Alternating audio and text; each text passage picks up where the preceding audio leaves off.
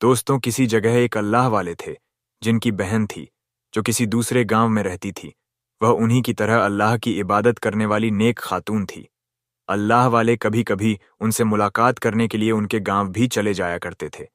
इत्तेफाक से एक बार ऐसा हुआ कि वह अपनी बहन से मिलने उनके गांव नहीं जा सके। उस अल्लाह वाली औरत के 3 बेटे थे जो जवान हो गए थे, तो उन्होंने उनकी शादियां कर दीं। इंसान खुद तो अच्छा होता है, लेकिन अक्सर उसका सामना किसी अच्छे इंसान से नहीं होता, और यही उस सास के साथ, यानी उस अल्लाह की नेक बंदी के साथ हुआ उनकी। वह तीनों बहुएं बहुत ही ज्यादा चालाक और शातिर थीं। अब जब वह सास अपने कमरे में नमाज पढ़ती तो उन तीनों को बहुत बुरा लगता था कि यह क्या हर वक्त अल्लाह अल्लाह करती रहती है।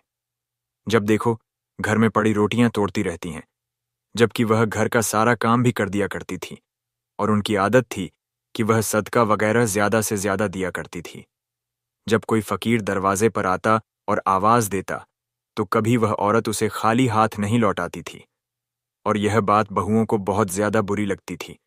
उन्हें बड़ा गुस्सा आता था। वह नेक औरत अपने पड़ोसियों का भी बहुत ख्याल रखती थी और अपनी बहुओं से कहती, तुम लोग खाना ज्यादा बनाया करो, क्योंकि मुझे पड़ोसियों को भी खाना देना होता है। वो बहुएं दिल ही दिल में अपनी सास को बहुत ज्यादा बुरा भला कहती थी, उससे नफरत किया करती थी, क्योंकि वह बहुओं को सुबह सुबह उठा देती और कहती, उठकर फज्र की नमाज पढ़ो, घर को साफ करो, कुरान शरीफ की तिलावत करो। लेकिन उन्हें इबादत करने का कोई शौक नहीं था, मगर अपनी सास के कहने पर मजबूरन कभी कभी इबादत कर लिया करती थी। एक दिन उस खातून ने अपनी बहू को उठाया और कहा, फज्र की नमाज पढ़कर घर को अच्छी तरह साफ कर लो, आज मैं बहुत से लोगों को दावत पर बुला रही हूं। तो बहू कहने लगी, क्या कोई बड़े लोग आने वाले हैं? सास ने कहा, नहीं नहीं, मैं बड़े लोगों को दावत पर नहीं बुला रही, बल्कि यहाँ के जितने गरीब गुरब्बा हैं वह सब हमारे पास खाना खाने के लिए आ रहे हैं, इसलिए बड़ा सा दस्तरखान लगेगा और तुम तीनों को मिलकर उनके लिए खाना तैयार करना है। देखो बहुओं, जब हम गरीब गुरब्बा को खाना खिलाते हैं तो इस पर अल्लाह पाक बहुत खुश होता है। अपनी सास की यह बातें सुनकर बहुएं गुस्से से खौलने लगीं। ये क्या मुसीबत सर पर आ पड़ी है? जब से इस घर में आए हैं बस खाना ही पकाते रहते हैं। कभी यह गरीब, कहीं वह यतीम, कभी कोई बेवा, कभी कोई नादार, कभी कोई मिस्कीन, कभी कोई फकीर। ना जाने यह बुढ़िया हमारे पीछे क्यों लगी रहती है। और उनके मन में एक और सवाल उठा, इसके पास इतना पैसा भला आता कहां से है जो यह इतने सारे लोगों को हमेशा खाना खिलाती रहती है। वह अपने पने शौहरों से अक्सर यह पूछा करती थी, आखिर आपकी माँ के पास कोई जमीन जायदाद है? तो उनके शौहर कहते, हमारी माँ को सदका व खैरात करने का पहले से बहुत शौक है। यह खानदान ही कुछ ऐसा है कि यहाँ पर नेकियों को पसंद किया जाता है, इसलिए तुम सब वही करो जो हमारी माँ चाहती हैं। शौहर अपनी अपनी बीवियों को यह कहकर काम पर चले जाते थे।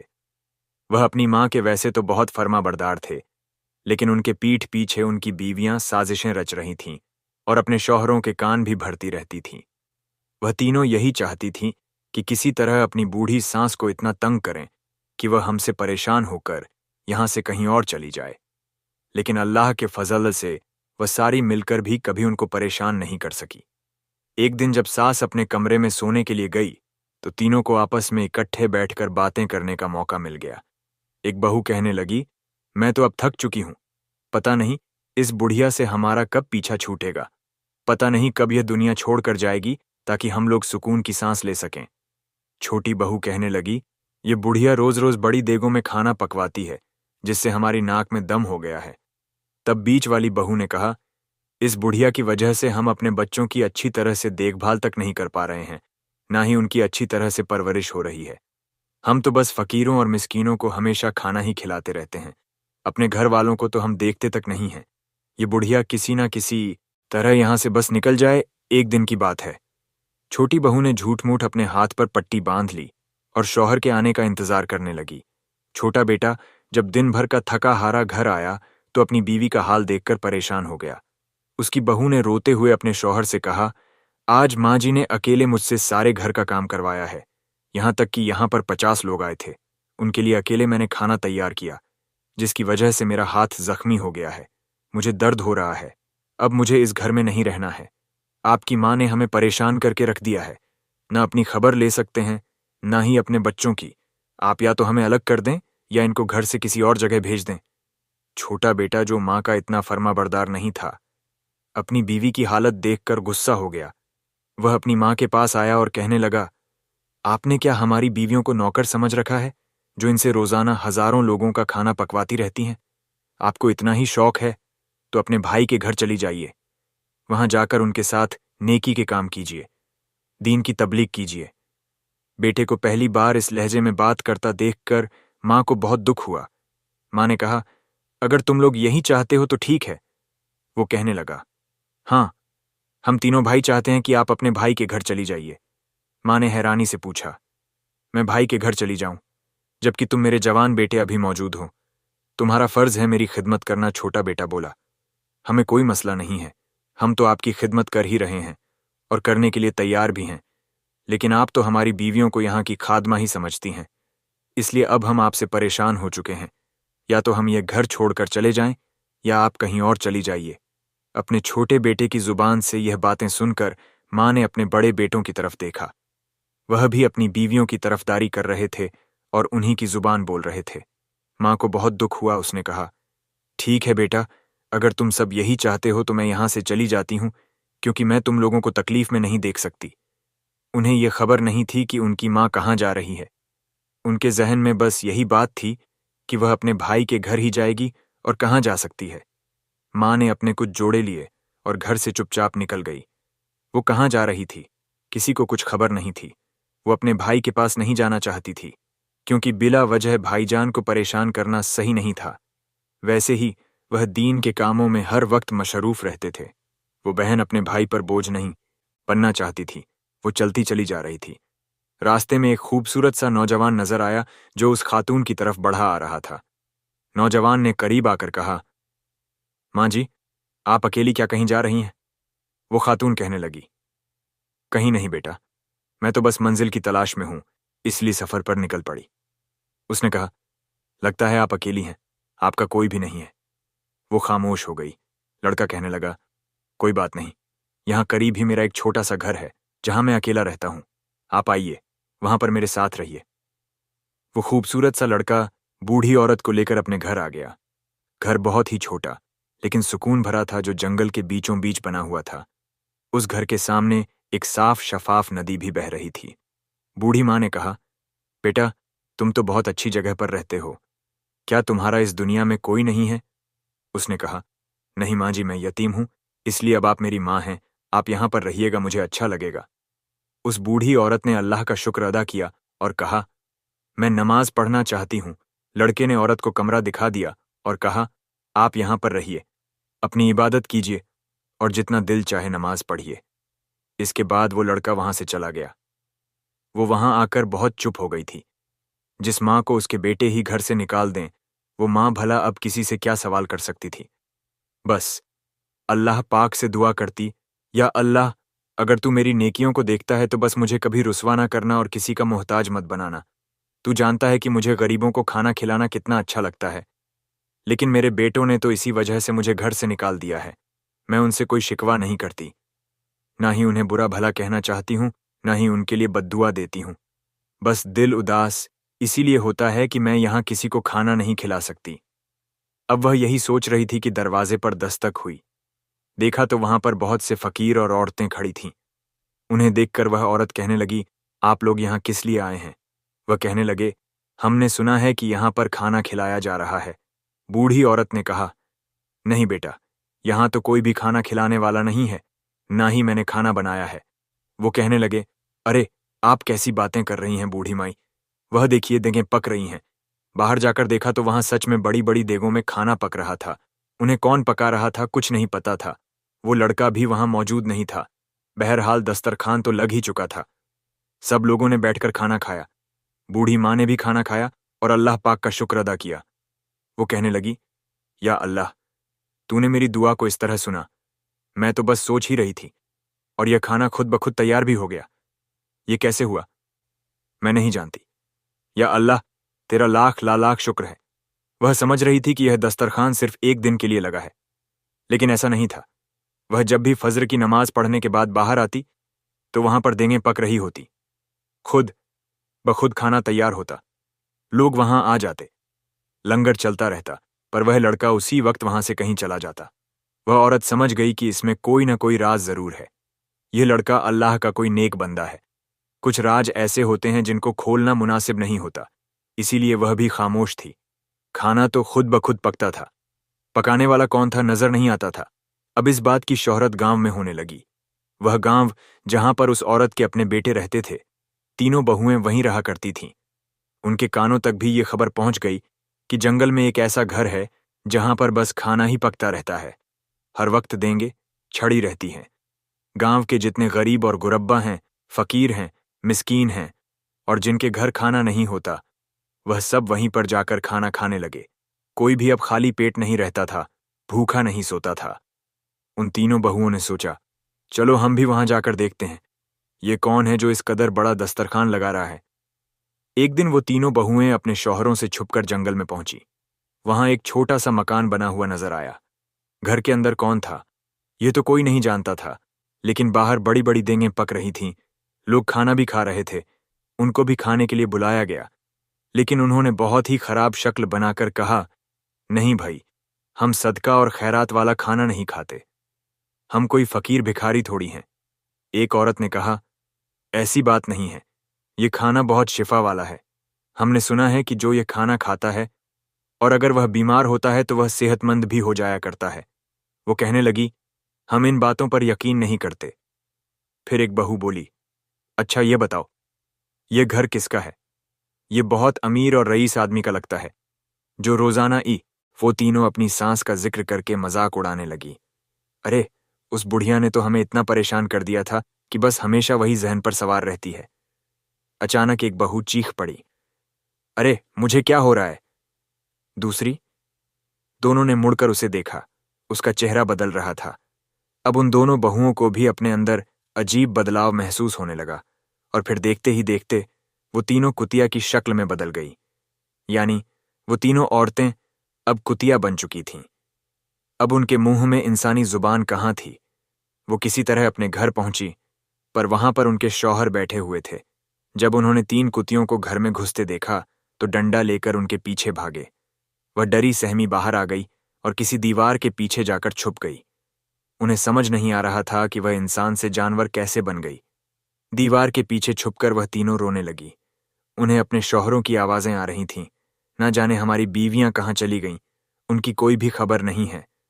हर जगह तलाश लिया है, आखिर हमें बताकर भी तो नहीं जाती। अगर वह तीनों उनके सामने आती तो फिर से उनके शौहर उन्हें मारने भगाने लग जाते। इसलिए अब वह मजबूर थी, उनके सामने नहीं आ सकती थी।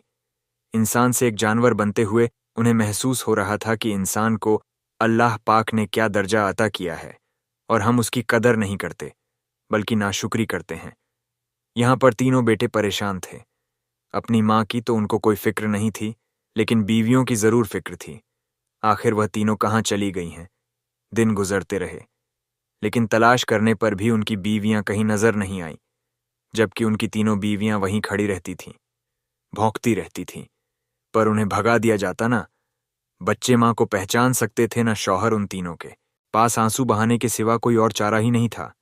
जब इस हालत में कई दिन गुजर गए तो सबसे छोटी कुतिया अपनी जुबान में दोनों से कहने लगी, जंगल में चलो, उसी जगह जाते हैं जहां पर वह खाना खिलाया जाता है। हो सकता है कि वह खाना खाकर हमें फिर से हमारी असली शक्ल मिल जाए, हम इंसानी हालत में आ जाएं। यह सुनकर वह तीनों जंगल की तरफ चल पड़ी। वहां अब भी खाना खिलाया जा रहा था। गरीब और भिखारी उन्हें देखकर भगाने लगे। कोई उन्हें भगा रहा था, कोई धत्कार रहा था, क्योंकि वह इंसान नहीं जानवर थी। अब उन्हें एहसास हुआ कि जो रवैया वह किसी फकीर, किसी गरीब के साथ किया करती थी, आज वही रवैया उनके साथ हो रहा था। सब कुछ पलटकर उन्हें ही मिल रहा था। तीनों आंसू बहाने लगी। किसी तरह कोई उन्हें थोड़ा सा खाना खिला दे। इतने में वही खूबसूरत नौजवान उन तीनों कुतियों के पास आया और कहा, लगता है तुम तीनों भूखी हो, लेकिन यह खाना तुम्हारे लिए नहीं है, यह खाना उनके लिए है। जो इंसान है, वह इंसान जिनके दिल में इंसानों का दर्द है, हर एक का दर्द है, लेकिन तुम लोगों के अंदर नहीं, जिन्होंने हमेशा लोगों के साथ बुरा रवैया रखा, जिन्होंने एक जफा के दिल को तोड़ दिया। वो इस लायक नहीं कि यह खाना खाएं। वो पहले से ही अपनी हालत पर रो रही थी, अब और भी बेचैन हो गई। नौजवान ने आगे कहा, मुझे पता है कि तुम लोग कभी इंसान थी और ये तुम्हारी शक्लें तुम्हारी अपनी हरकतों की वजह से बिगड़ी हैं। चलो मेरे साथ। वो तीनों कुत्तियों को पकड़कर उन्हें घर ले आया। वहीं बड़े बुजुर्ग अल्लाह वाले मौजूद थे। वो मुस्कुराए और बोले, अगर तुम तीनों उस दिन अकड़बाजी ना करती और यह खाना खा लेती तो तुम्हारा यह हाल ना होता। लेकिन तुम क्यों वो खाना खाती? वह तो गरीबों मिस्कीनों का खाना था और तुम लोगों को फकीरों के साथ बैठना पसंद नहीं था। और जो अल्लाह की नेक बंदी उन लोगों को खाना खिलाती थी, तुमने उसको ही अपने घर से निकाल दिया था। वो तीनों जानवर बनी, क्या कहती? बस अश्क बहाती रही। अल्लाह वाले ने कहा, अल्लाह के हुक्म से तुम इंसानों की तरह बोलने लग जाओ और कहो अपने जुर्म के बारे में। अल्लाह पाक के हुक्म से वह जानवर इंसानों की तरह बोलने लगी। सबसे छोटी बहू ने कहा, हम मानते हैं, हमने हमेशा घमंड किया, तकब्बुर किया। हमने एक बूढ़ी माँ का दिल दुखाया, उससे नफरत की, उससे जलते थे। लेकिन आप कौन हैं और आपको यह सब कैसे पता है? अल्लाह वाले ने कहा, वो बूढ़ी माँ जिसका तुमने दिल दुखाकर उसे घर से निकाला, उसके बेटों को उसके खिलाफ भड़काया, वह कोई और नहीं, मेरी बहन है।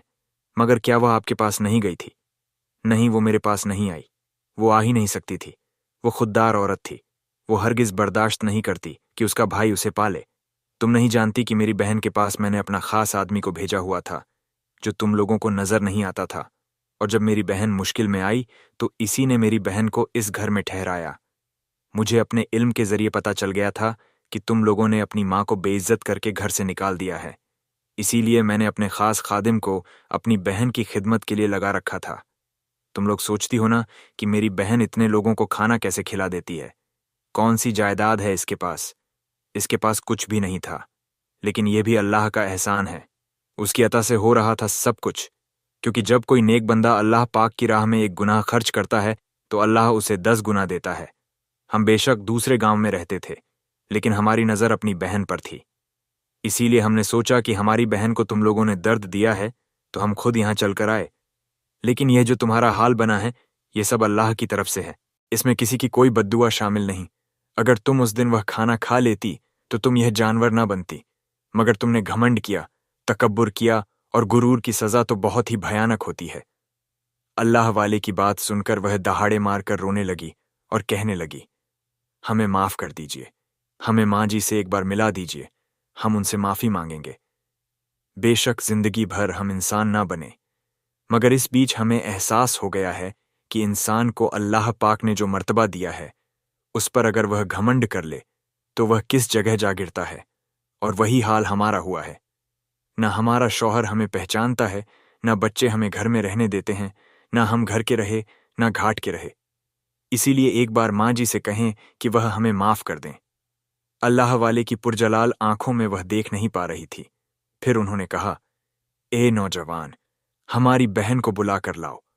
उनकी वालिदा को बुला कर लाया गया, जिनकी आंखों में ढेरों आंसू थे। वह तीनों कहने लगी, हमें माफ कर दीजिए माँ जी, और उनके कदमों से लिपट गई। वो अल्लाह वाली खातून थी। भला किसी को माफ करना या ना माफ करना तो अल्लाह का काम है। वो कहने लगी, बहुओं, मैंने तुमसे कोई नाराजगी जाहिर नहीं की, ना ही तुमसे कोई गिला रखा, ना ही मैंने तुम्हें कोई बद्दुआ दी है, ना ही कोसा है। ये सब अल्लाह पाक की तरफ से हुआ है। सदका और खैरात तो बुरी बलाओं से बचाता है, बुरी मौत से बचाता है, बुरी बीमारी से बचाता है। मैं तो इसलिए ज्यादा से ज्यादा खैरात करती थी ताकि मेरे बच्चे इन आफात से बच जाएं, लेकिन तुम लोगों ने ही मुझे घर से निकाल दिया। देखो, मेरे रब ने मुझे बेआसरा नहीं छोड़ा, इसलिए मेरा दिल साफ है। मेरे दिल में तुम्हारे लिए कोई बुराई नहीं।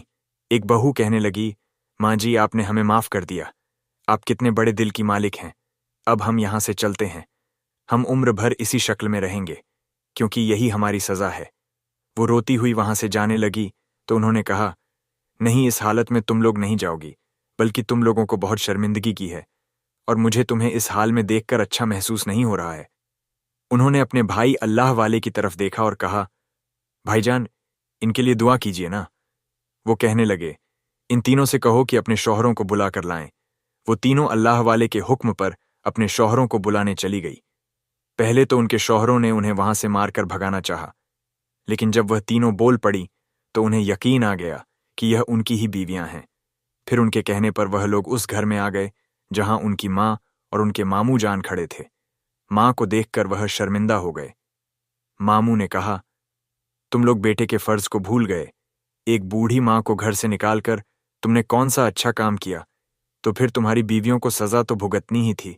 बुरा तो तुम्हारे साथ भी हो सकता था, लेकिन तुम्हारी मां के दिए गए सदके ने तुम्हें बचा लिया और तुम्हारी बीवियां ना बच पाईं। अब तुम लोग क्या चाहते हो?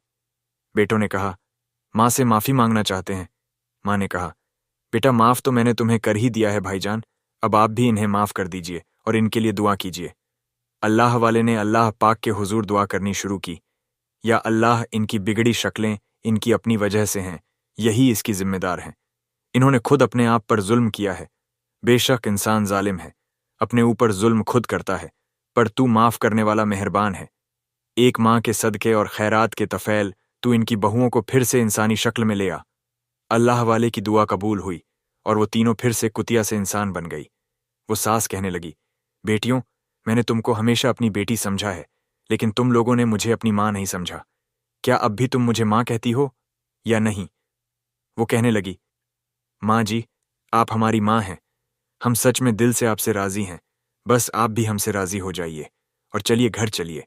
वह आपका घर है जिसे आपने बसाया है और आपके ही दम से वहां पर रौनका है। अब हम सब मिलकर पूरे गांव को खाना खिलाएंगे। अल्लाह वाले ने खुश होकर वह देंगे तोहफे में अपनी बहन को दे दी, जिनमें जब भी खाना पकता तो वह कभी खत्म नहीं होता। बेशक नेक अमल आपको मुसीबत से बचाते हैं। दोस्तों, अगर ये वीडियो पसंद आई हो तो लाइक करना ना भूलिएगा।